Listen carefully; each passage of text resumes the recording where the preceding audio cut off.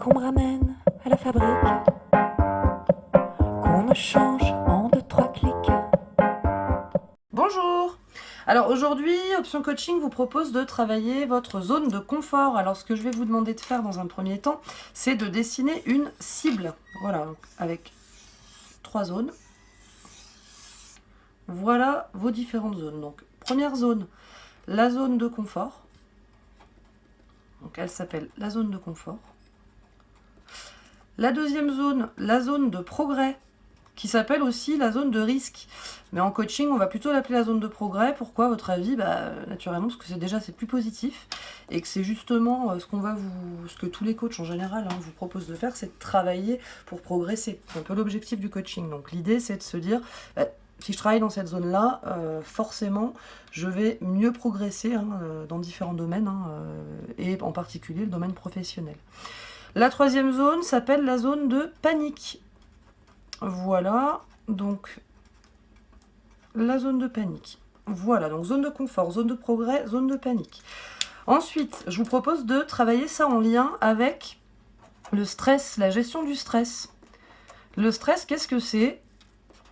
Eh bien, c'est simplement une adaptation au changement. Je stresse quand je prévois une planification et que celle-ci est balayée au dernier moment. Par exemple, j'arrive à mon bureau, je sais que demain je prévois de faire de l'administratif le matin. Au dernier moment, mon directeur me dit, bah non, du coup, tu as attendu pour un rendez-vous à l'extérieur.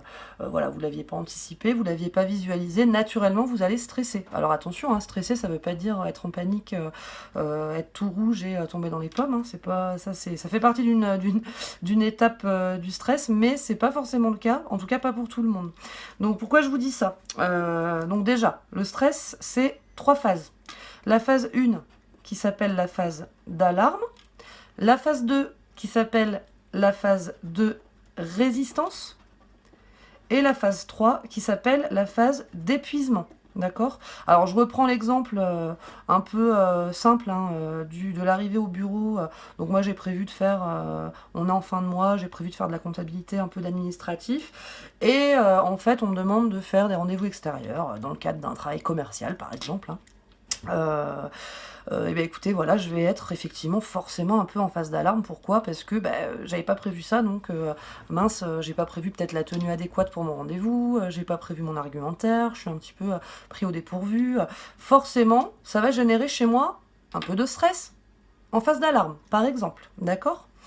Alors, je dis phase d'alarme dans le sens où c'est un stress presque gérable, quoi, qui provoque juste un peu d'accélération éventuellement cardiaque, un peu d'essoufflement peut-être, mais c'est tout à fait gérable.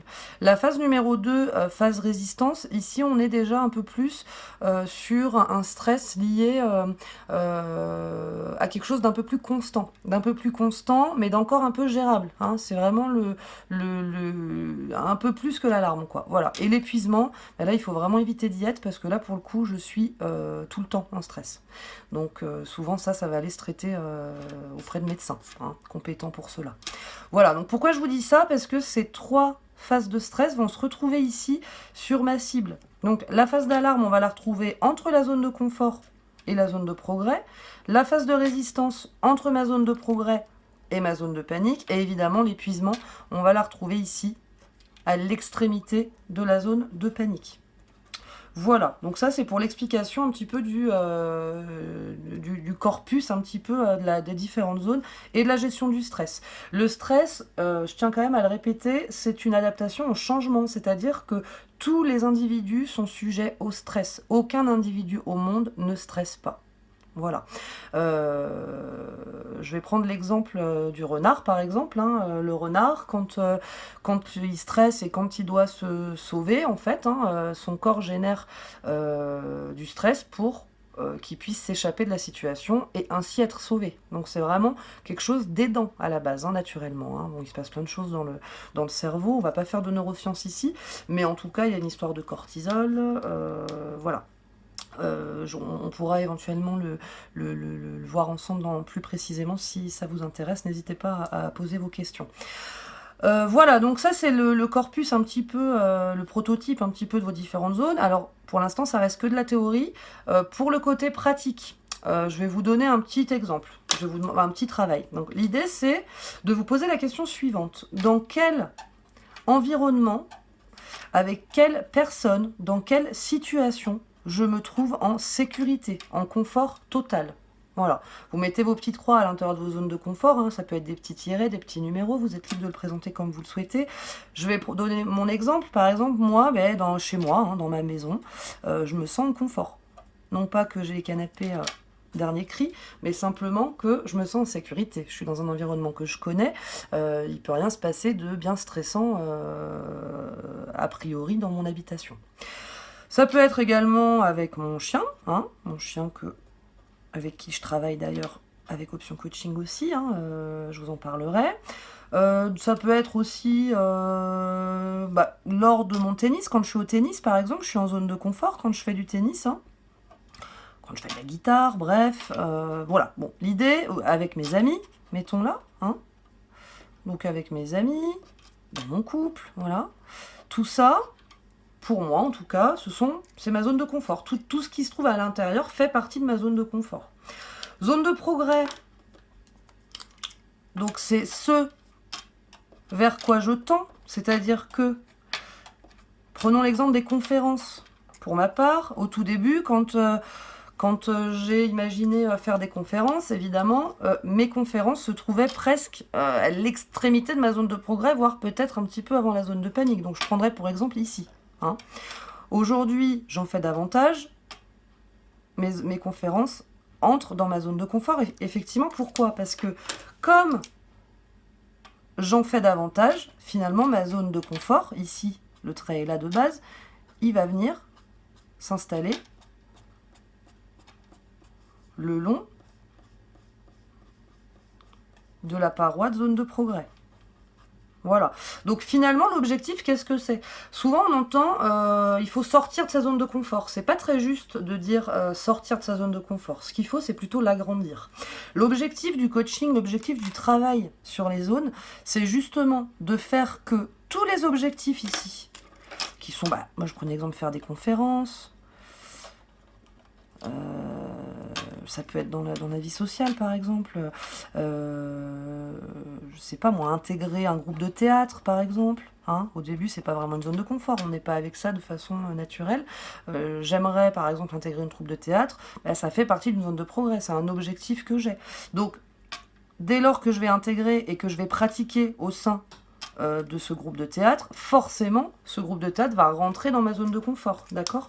Non pas parce que je sors de ma zone de confort, mais plus exactement parce que ma zone de confort va grandir pour réduire significativement la zone de progrès.